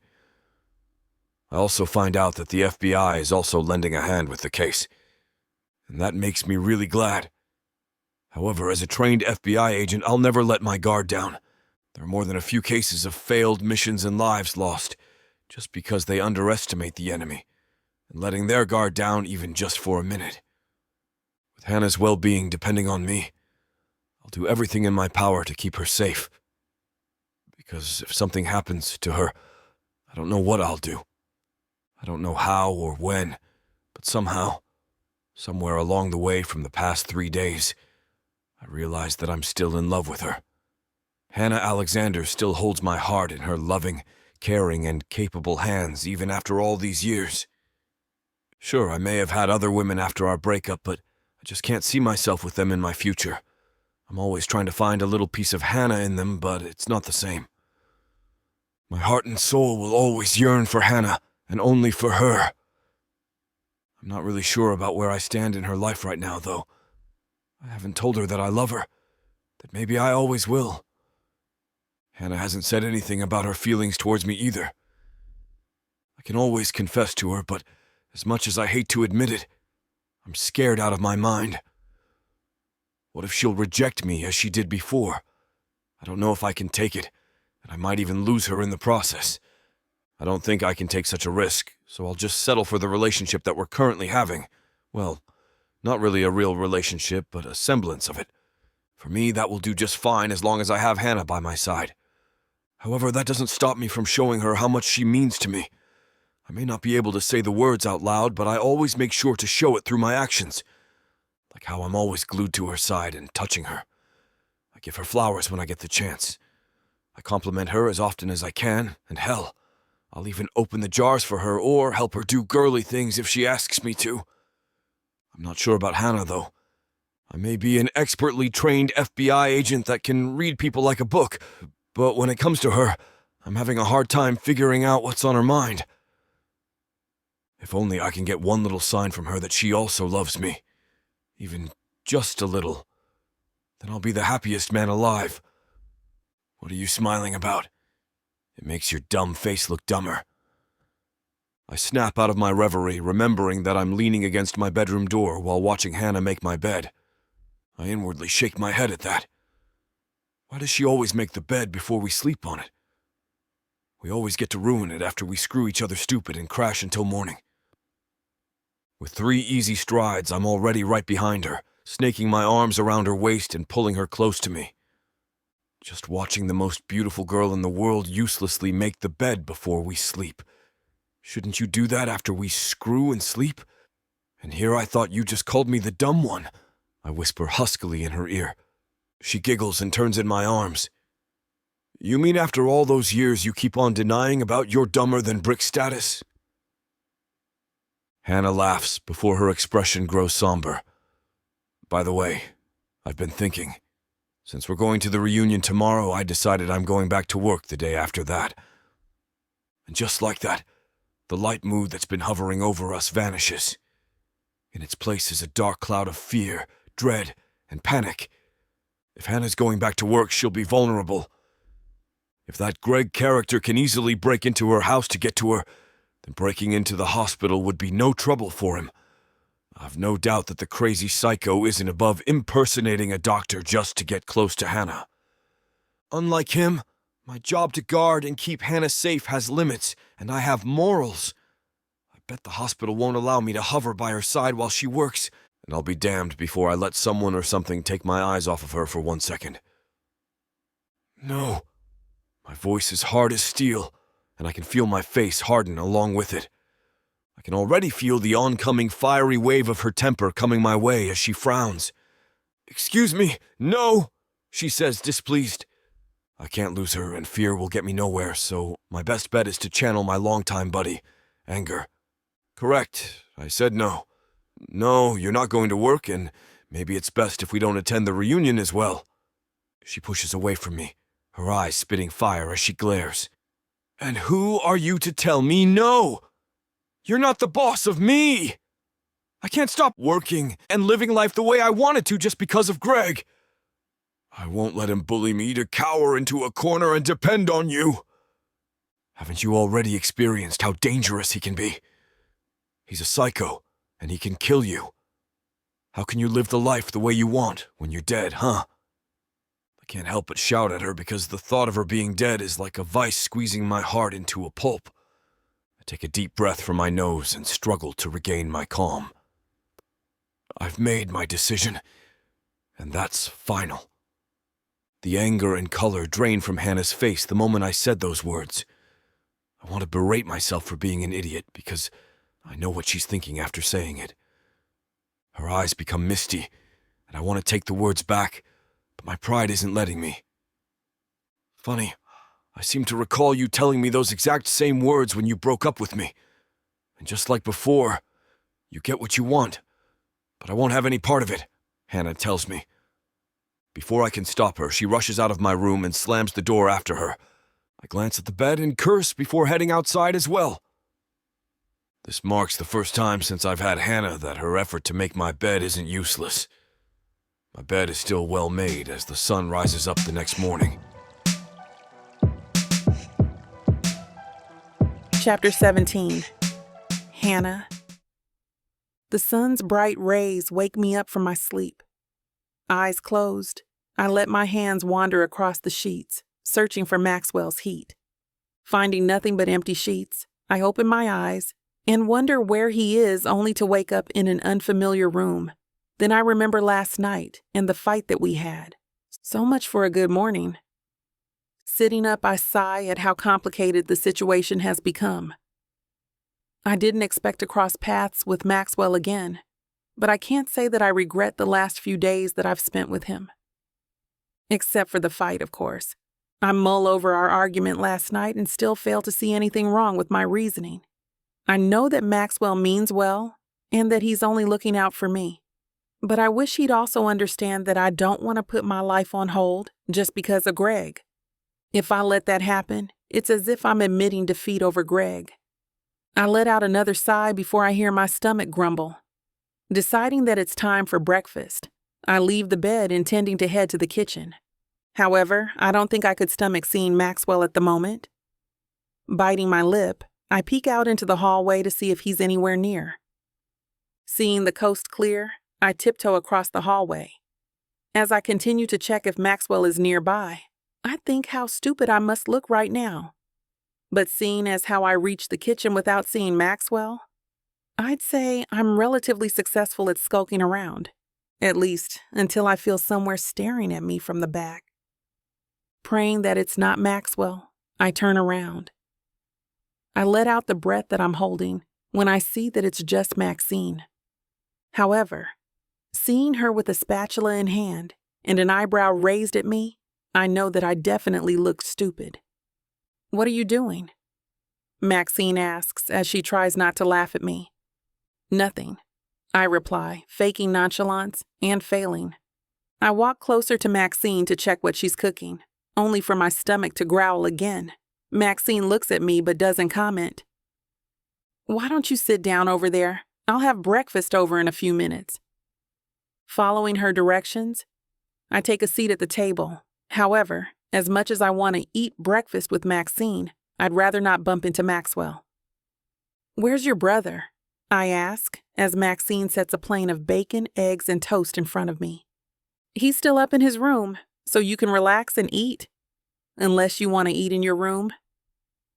Thankful that Maxine isn't prying over what happened, I take her up on her offer and head up with my plate back to my room. I spend the rest of the morning inside, opting to avoid having any contact with Maxwell. At around 10 a.m., I'm starting to feel bored when I hear Maxwell's car start and fade as he drives away. With Maxwell gone, Maxine knocks on my door so we could spend the day prepping for the reunion tonight. By 6 in the evening, I'm ready to go. Wearing a rose-colored dress with 3/4 sleeves that ends below my knees paired with some nude heels, I can say that I look good. With the top being a little loose and the bottom half fitted, I can see that it accentuates my curves in the proper places.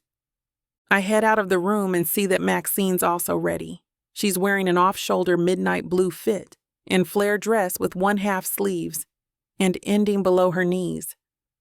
"Did Maxwell say anything about coming to the reunion?" I ask Maxine. She shakes her head before replying.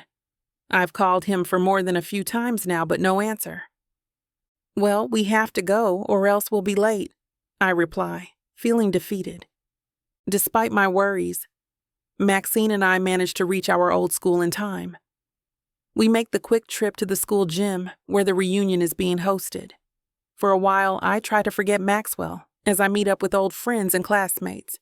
However, while I try to catch up with my old friends, my eyes can't help but search for Maxwell. Eyes trained on the doorway, I can feel my heart sinking with every passing minute that Maxwell doesn't show. I know that we fought last night, and I even avoided him all day, but a part of me still wishes he's here. The fact that he isn't here with me right now makes it hard for me to hide my disappointment. This doesn't escape Maxine's notice. "Are you okay?" she asks. "I'm fine," I reassure her. While I may not be in the best of moods, I don't think it's fair to sour Maxine's. So I force out a big smile. Maxine looks skeptical but doesn't push it. "Well, if you're sure, I'll just go to the ladies' room. I'll be back." Okay. With Maxine gone, I try to occupy my mind with other things other than Maxwell. Thankfully, one of my closest friends from high school, Carly and Samantha, see me, and we spend the next few minutes catching up. 10 minutes pass by, and I realize that Maxine has yet to return. Normally, this wouldn't be a cause for concern for me. But with the recent events and Maxwell's instructions to Maxine not to leave me alone for long periods, I start to worry. Excusing myself from the two, I walk around the school gym, hoping to see Maxine simply engaged in a conversation with a classmate or friend. But seeing no sign of her anywhere, my worry increases. I try to calm down and check the restroom, just in case. Unfortunately, Maxine is also not there. When I ask the women there, all of them reply that they haven't seen her. I'm even feeling even more anxious, so I try to call Maxine. Her phone doesn't ring for long before she picks up. "Hello, Maxine?" I greet, feeling relieved. "Hello, sweetheart." A voice that clearly doesn't belong to Maxine replies, "Greg." "Hello, Hanna." "Where's Maxine?" I ask, trying not to show fear despite feeling my heart pounding in my chest. "Don't worry, sweetheart, she's fine. Now, why don't we talk about us first?" "Where's Maxine?" "Tell me." "Fine," Greg replies with a sigh. "She's at the abandoned classroom on the west side of the school. If you want to see her safe and sound, you need to come and save her. Alone." Then Greg hangs up. Without even thinking, I hurriedly head to the abandoned classroom that Greg mentioned, all the while Maxwell's words of caution ringing in my head. He told me it's dangerous, but I didn't listen. And now Maxine is in danger. I'm sorry, Maxwell. I hope you're enjoying this audiobook by Vic Savon. If you want to keep hearing more audiobooks, then please hit that subscribe button and like the video. It may seem insignificant, but the more people that subscribe, the easier it is to produce more audiobooks in the future. So please help us out and subscribe to our channel. Thank you for listening, and now back to your book.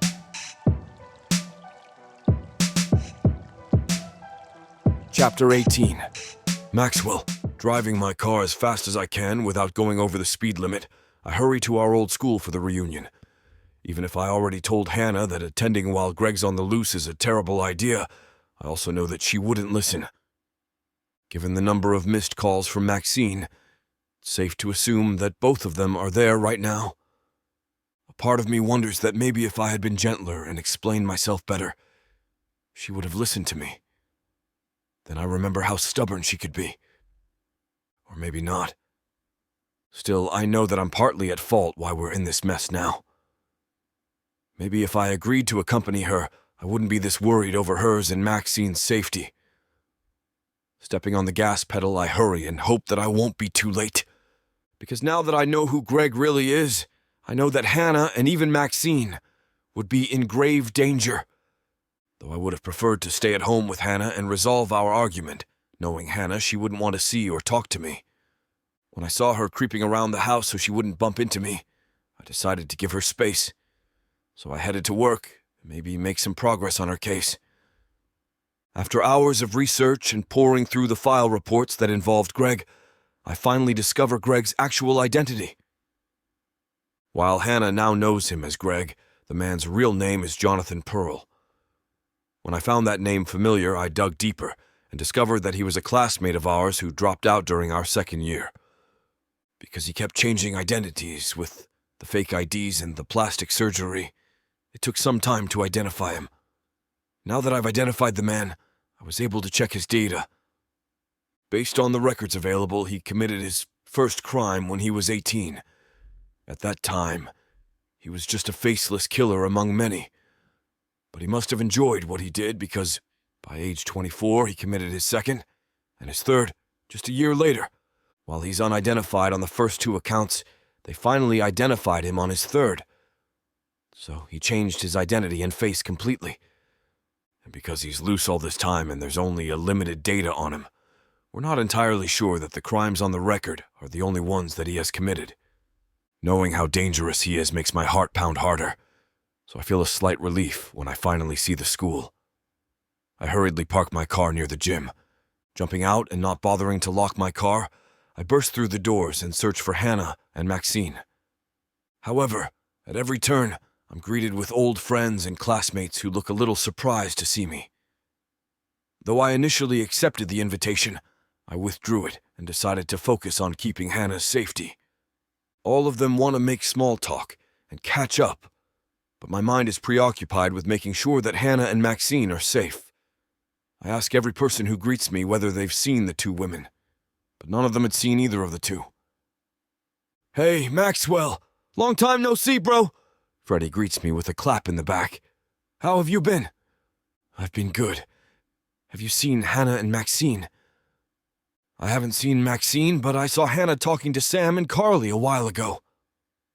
After a series of I don't knows and I haven't seen thems, Freddie's answer is like a beacon of hope for me. "Where are they?" I ask. With Freddie's help, we navigate through the gym and find the two women near the buffet table. When the two of them see me, they greet me with a hug and a long time no see. Freddie, for his part, notices my hurried expression and asks Sam my question. "Sam, baby, weren't you and Carly talking to Hanna a while ago?"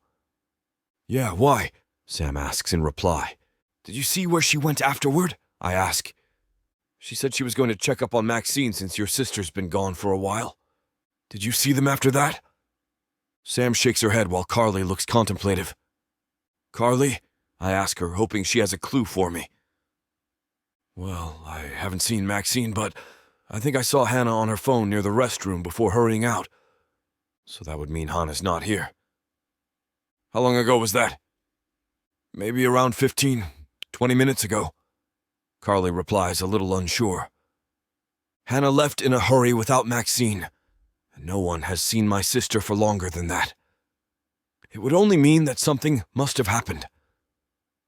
Unfortunately, every single thing that I can think of only leads to Greg." "Maxwell, is everything all right?" Freddie asks me, and I can see the worry on his face. Turning to the women, I notice that they're wearing the same expression. But it's no use to worry them, since doing so might just put them in danger. Trying to look calm, I reassure them. "Don't worry, everything's fine." While they still look doubtful, I hope that they'd take my word for it and just stay put. I give them my thanks and bid my goodbyes before I exit the gym. Although I'm worried and scared, I know that acting in panic wouldn't help me.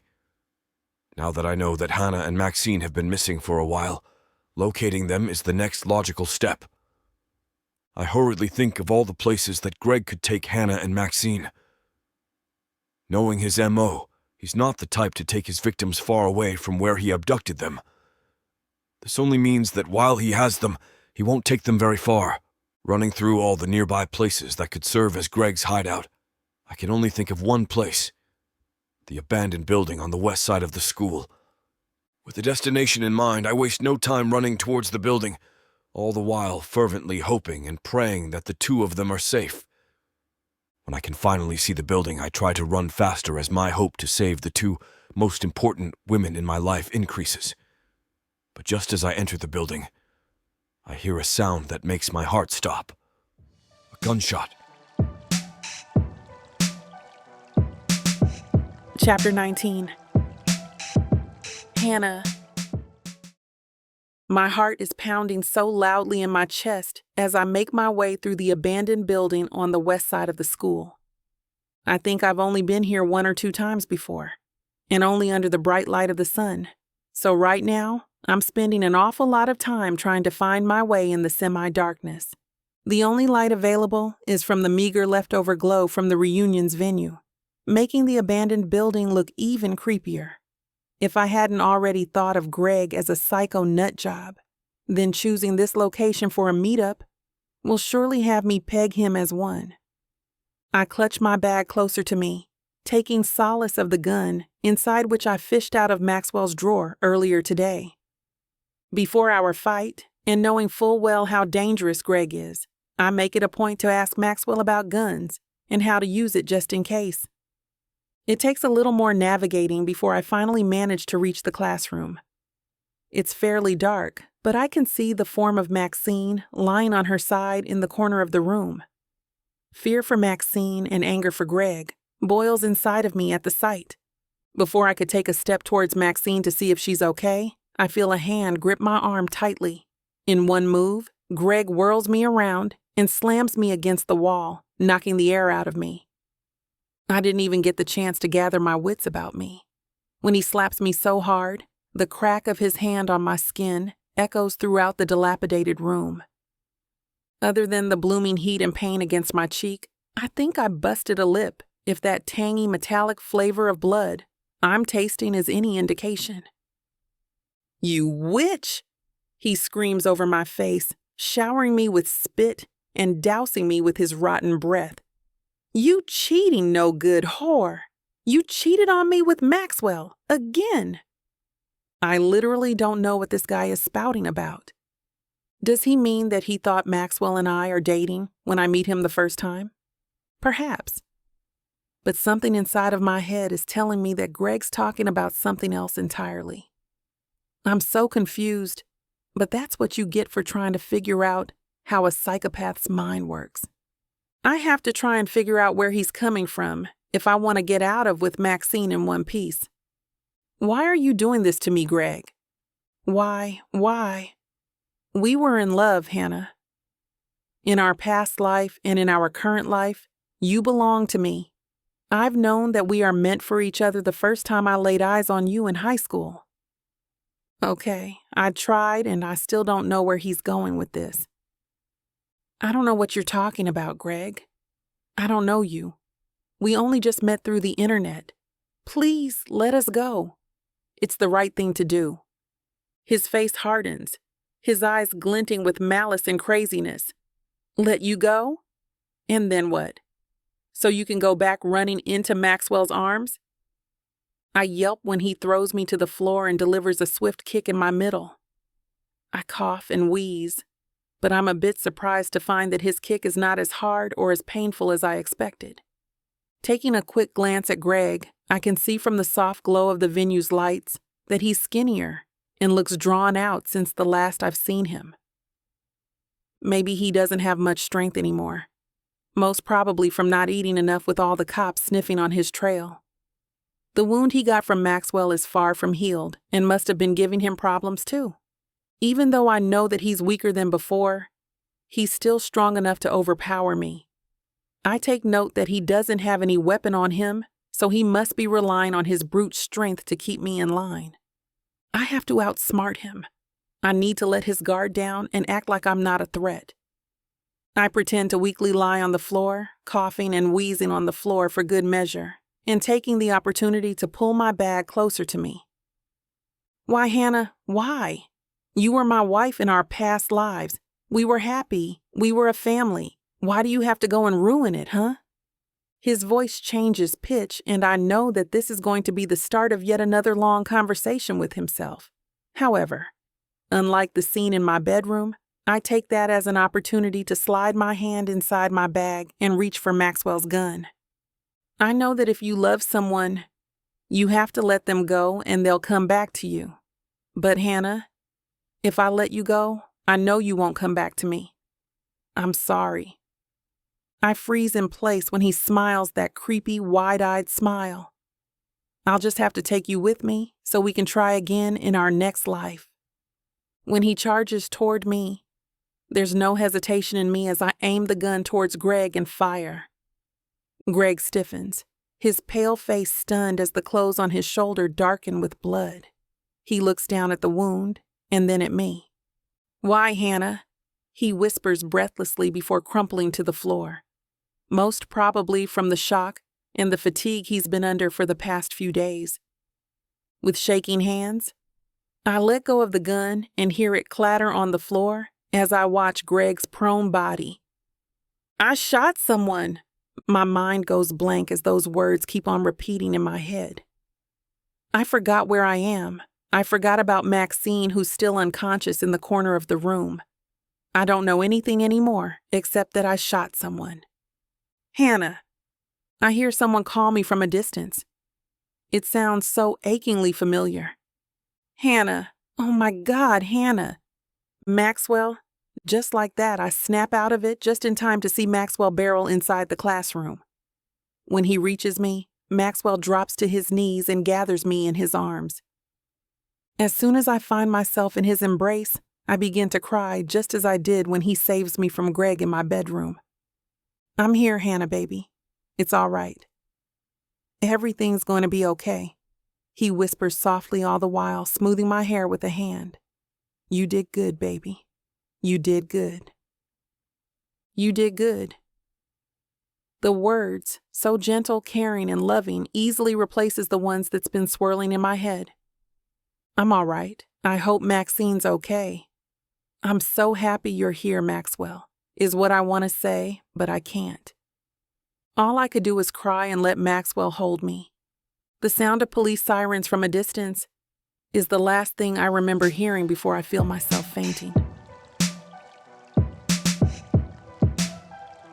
Chapter 20. Maxwell. I recall calling 911 while I keep Hanna tucked by side. I feel her tremble in fear as I try my best to reassure her that everything's fine now, that she did the right thing, and that she's brave. I plant a soft kiss on top of her head, inhaling her sweet scent. It calms me down, knowing she's safe and in my arms. I hear the siren from police cars and ambulance shortly. The police and EMTs rush in, taking in the scene. The police pick up the unconscious Greg and take him away. My blood boils looking at the punk's face. If I didn't have Hanna in my arms, I would have strangled the punk for putting her in so much fear and stress. I check on Maxine, but I never let Hanna go, who has fainted from the shock of what she just went through. Suffice to say that the high school reunion was going so well until everyone heard the gunshot. The organizers ended the event shortly after they found out what happened, and the police asked everyone to go home. A few of our friends and old classmates wait outside by the ambulance to check on us. I assure them that everything's fine now and the girls are okay. I stay with Hanna and Maxine inside the ambulance on the way to the hospital. They have to be laid down by stretcher, but I stay close to Hanna, holding her hand. We arrive in the nearby hospital where medical attendants take Hanna and my sister away to have their vitals checked and for any other injuries. Not too long, they're then declared stable. However, the on-duty resident tells me they'll have to stay the night for observation. As they're moved to private rooms, I trail after them, thankful that nothing too bad happened to them. I sit down beside Hanna, holding her hand, while she sleeps. I check on Maxine a few times, but I mostly stay in Hanna's side.